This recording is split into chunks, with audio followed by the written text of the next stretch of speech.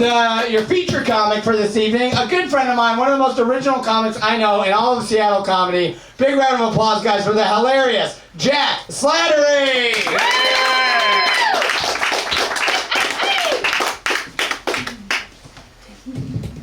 What's up? I'm the meat in this Taylor sandwich tonight. And if I'm any sort of meat, I think I'm bologna. Maybe prosciutto. I'll accept prosciutto also. Taylor got this microphone so wet. This is crazy. Anybody else, when Taylor was doing his southern accent, did anyone else think that he sounded like a cartoon possum? Like, I closed my eyes and that's all I could hear. Just cartoon possum. You got a future in voice acting. Give it up for Taylor, everybody, for putting this together. He is what living your dream looks like. You know what I mean? If you're still working in an office, you're doing it wrong. You gotta combine your two passions together and break your leg sometime. Okay. Some people say they have resting bitch face or resting psycho face. I wish I could be so lucky. When I smile, I have active shooter face. I wish somebody had taken me aside in high school and been like, you don't need Algebra 2. We're going to put you into a special education class where we teach you how to smile properly, and maybe your life will turn out a little bit better that way. Dogs don't always like me at first. I'm probably not going to get that babysitting job I've been hoping for. I make women walk faster at night. I get it. I did just buy a bidet. It's changing my life. I went with the German model though. It's called the Arschenvarscher. I didn't want the French one. It's too frilly for me. I went with the German one, and so instead of a jet of water, there's a big tongue that comes up. I like that a little bit more. A friend of mine, he owns a tattoo shop, and he runs this deal sometimes called Tit for Tat, and that is where if you titty fuck him, he'll give you a free tattoo. And like honestly, he's got like decent beef. I love it when he runs that deal. He has saved me a fortune.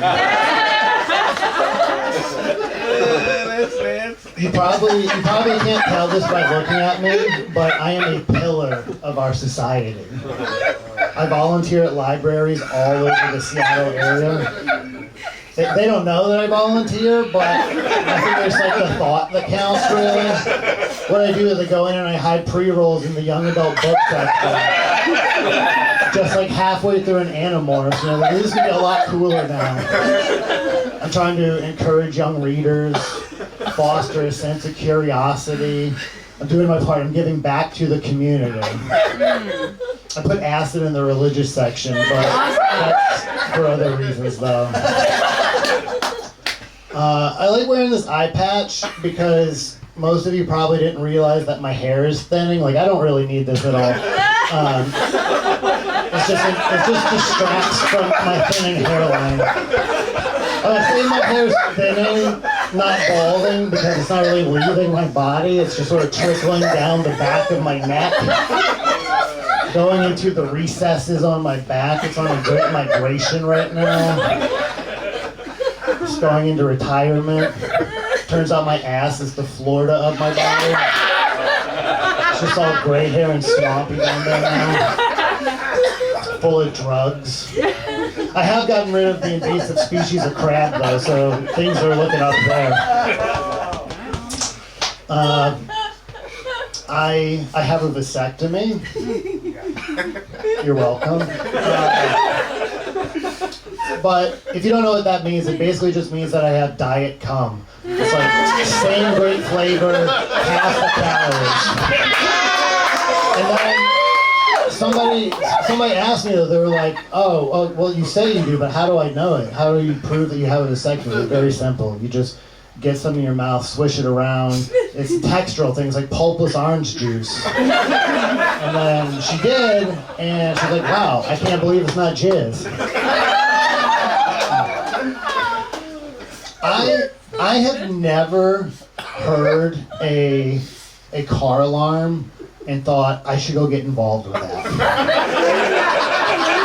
Like, And honestly, I don't even know why they make car alarms all sound the same. Like you just hear a car alarm going off 3 blocks away, and you're like, it's 2 o'clock in the morning. You're like, oh yeah, that's my car getting broken into.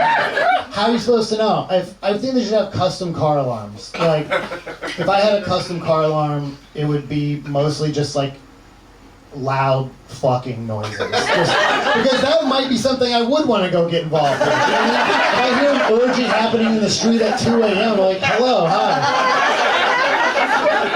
Or like, why don't they put like your name on the car alarm? You know what I mean? So it's just like, Jeff, Jeff, Jeff, Jeff, Jeff, Jeff, Jeff, Jeff, Jeff, Jeff, Jeff, Jeff, Jeff, Jeff, Jeff, Jeff, Jeff, Jeff, Jeff, it's me, man, it's your car. Come help me. Somebody's trying to fuck with me.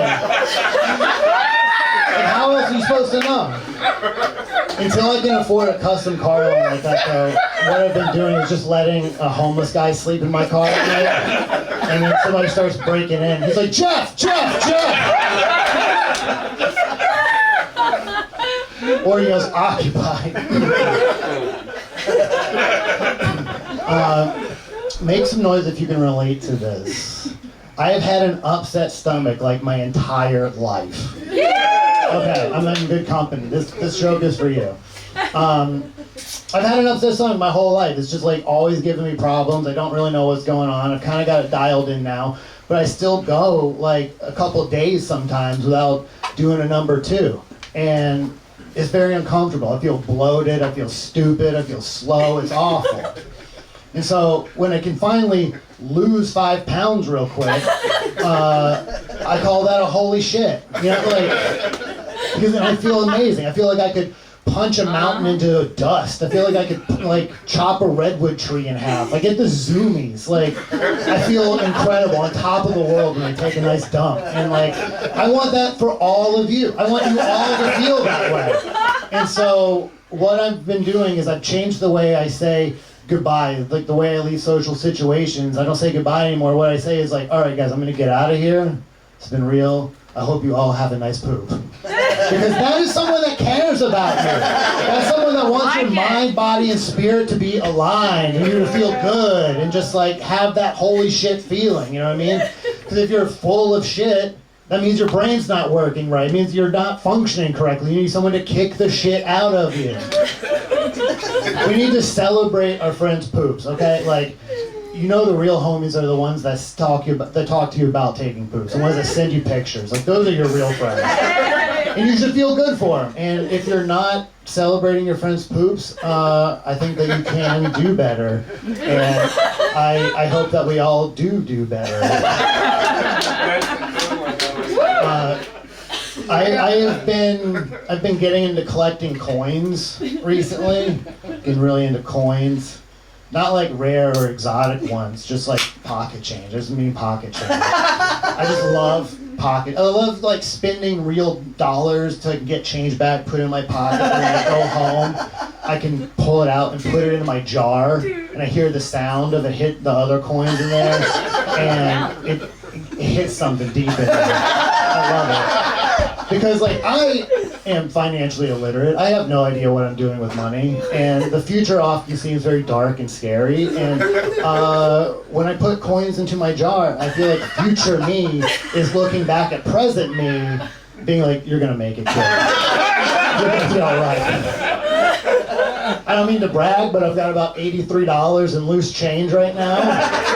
What? I probably have more.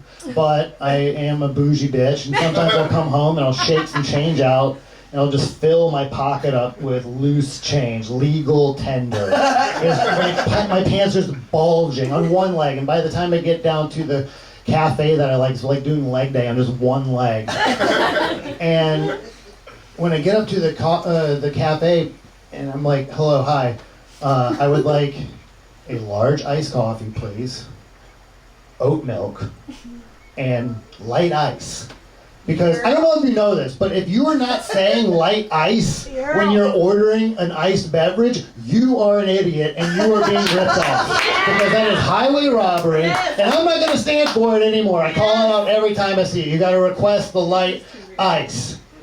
Because I was like, I showed up here with a pocket full of loose change. You work in a coffee stand by the side of the road. We are both poor people. Like, where's the class solidarity here? Don't hit me with a heavy ice tax. Save that for the corporate fat cats with their brown leather shoes and their fancy neckties. Turn the screws on them for once. Give them a headache at 3 p.m. in the afternoon because they didn't get enough coffee and they're making bad decisions now. Not me. You gotta ask for a right. You gotta ask for a right answer. Thank you. These are my people.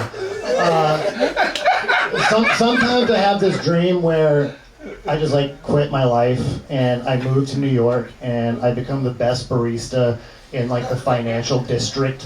And for like 6 months, I'm just learning everybody's names, learning drinks. Like, how you doing, Brad? You know, take over that company today? Hell yeah. Just like, everybody thinks I'm your best friend. And then after 6 months, I show up with a big bag of Molly and a big bag of mushrooms. And I just start loading everybody's drinks up. And I'm like, there's going to be love and empathy in the financial sector today. It's not just going to be kill, kill, kill, take, take, take. Not today. And then I asked my friend who works at a bank if he thought my plan would work. He was like, no. What happens when you give finance bros Molly and mushrooms is they invent crypto, and that is definitely a scam. It's like, you're much better off just saving your money up in a jar. All right, that's what I'll do. Exciting news for me. The crows that I feed have now brought me not one, but 2 ginger chew candies and a shiny rock. So I guess the acid I'm putting on their food is starting to pay off. I'm trying to work with the crows. I don't want to be the crow boss. I want to be the crow ally. So what I'm doing is I'm luring them into my apartment with drug-laced meats. And I've sewn many small perches in my trench coat. Obviously I have a trench coat. And I'm training them to sit in there so when I go grocery shopping, side note, I'm not a skateboarder, I'm a roller skater. And I like to go grocery shopping wearing roller skates. Because it's easier to steal food that way. And so I'm grocery shopping, I'm skating around Whole Foods with my trench coat on, obviously stealing the big bottles of kombucha, gluten-free pizza, and if an assistant manager starts eyeballing me a little too hard, I'll slide up to him and be like, "Are you trying to get murdered today?" And then I throw open my coat, and my flock of feral crows descend on his organic corn display, tearing it asunder. And then that assistant manager has to make a split-second decision. He's just a guy at work. He's not being paid enough. He's understaffed. He's working overtime. Like, his life sucks.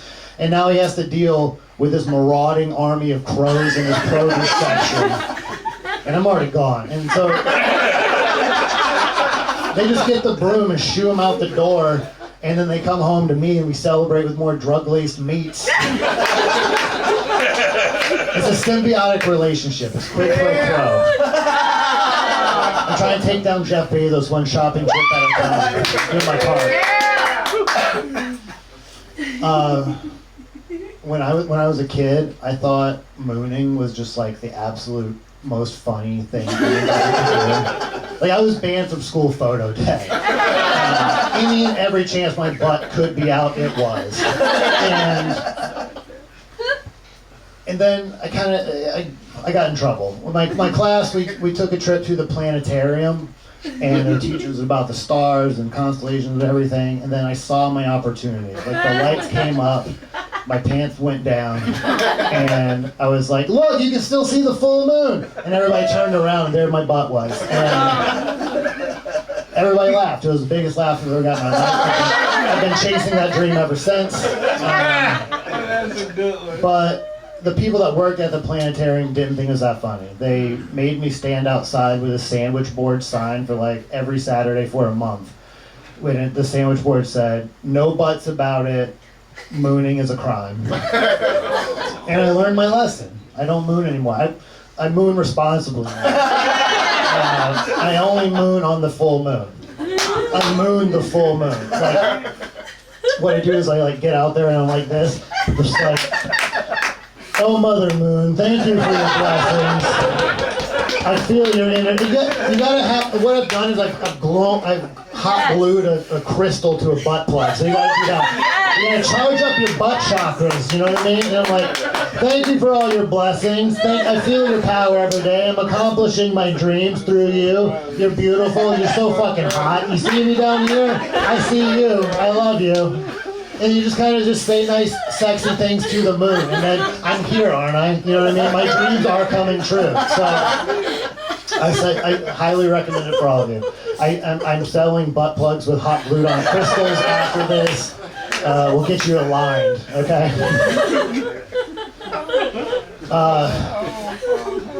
Do you know what the difference between men and women is? Tell me. Not tender anymore. It's really just one little thing. It's just like so simple. It's been in front of, I think I'm the only person to ever figure this out, but it's been sitting there the whole time. When you get down to it, the only thing that really separates men and women is that it is not a compliment to gag while going down on a woman. That's it. At the end of the day, that's the only thing that really separates us.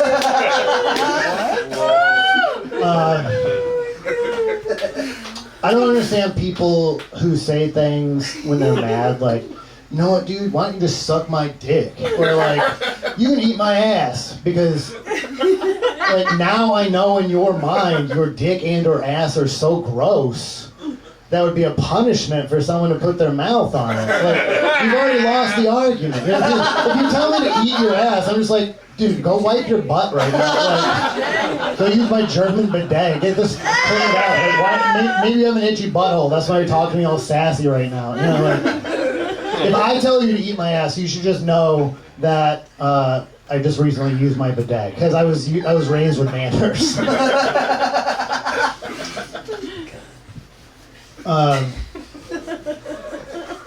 You guys like kissing? You like kissing? Nice. Kissing's great, right? But like, it doesn't make any sense. Like, there's no biological reason to kiss anybody because you can't get anybody pregnant that way. I've tried. You can't. And then I was thinking about like where does it come from? Kissing, and I was like, okay, I think it probably goes back to like early proto-hominid days when we're just like chilling on the savannah, eating some megafauna, you know what I mean? Just like having a good time. You've got a full belly, you feel great. And then like another cute little proto-hominid scampers over to you, and they see that you've got some meat and gristle in your fuzzy little face, and they're like, start nibbling at it. And you're like, that's not half bad. And then you give that a couple million years, and that evolves into kissing. Because, like, what else is French kissing if not looking for leftovers? Same with eating ass, just a little bit older. I recently learned that gas station boner pills are not a replacement for antidepressants. But they will help you fill a void, though. I don't actually take any prescription drugs, but I like going down on women who do, because it turns it into like a mental health salt lick. It's like prescription homeopathy. It's like microdosing SSRIs. Like, I'm not trying to do the whole thing. I'm not crazy. I don't need all of it. I just want to take a little bit of the edge off at the end of the day. But now I've created another problem for myself. I have a Pavlovian response to my depression now, and every time I get sad, I get a hard on. Okay, cool, thank you. Guys, I don't think my family likes me very much. What? Because when I went to college, I got a degree in pottery, and nobody tried to stop me. I do like working with clay though. It is great. It's a great medium. It's very useful and malleable. You can make cool stuff out of it. And the best part about it is if you mess up, it's recyclable. You don't have to go buy new clay. You just come back to it later and it's fine. It's not like wood. Wood is so finite. You mess up with wood, now you gotta go back to the Home Depot and buy all the same shit you just bought like 30 minutes ago. And Jim in the lumber department is definitely giving you the eyeball for that. And so that means that I don't need that kind of judge my life. So that means that I have to now drive to the other Home Depot across town so I can avoid the embarrassment. It's just too much. I hate woodwork. I'm almost 40 years old. I don't know how to read a tape measure. It makes me very insecure. My dad, though, he was a great woodworker, but he would never really teach me anything. I was like, Dad, help me build a tree house, please. He was like, sorry, son, I got too much weed to smoke and book TV to yell at. You'll get more out of this if you just do it yourself. And I was like, okay. And so I didn't really end up with a tree house as much as a sniper platform. That was the last time I really messed with wood. I did write a lot of poetry up there, though. That was kind of the last time I messed with wood until my dad died. And then my mom, she's flipping through the coffin catalog. And I don't know if you know, but those things are real expensive. And I was like, Mom, save your change in the jar. I got this. I'm going to get over my insecurities. I'm going to figure this out. I'm going to build Pops a coffin. And so we had Dad cremated. But I got to put my pottery degree to use. I made him a cool urn that doubles as a bong. Let's go! And so now me and my dad hang out all the time. I think it's pretty all right. All right, that's all I'm going to do. My name's Jack Slattery. Have a great trip. Thank you. Keep it going for Jack! Keep it going for Jack! That was awesome. Thank you, Jack. Follow Jack on Instagram. He's going places, guys. Don't forget about him. Thank you one more time for Jack. That was awesome.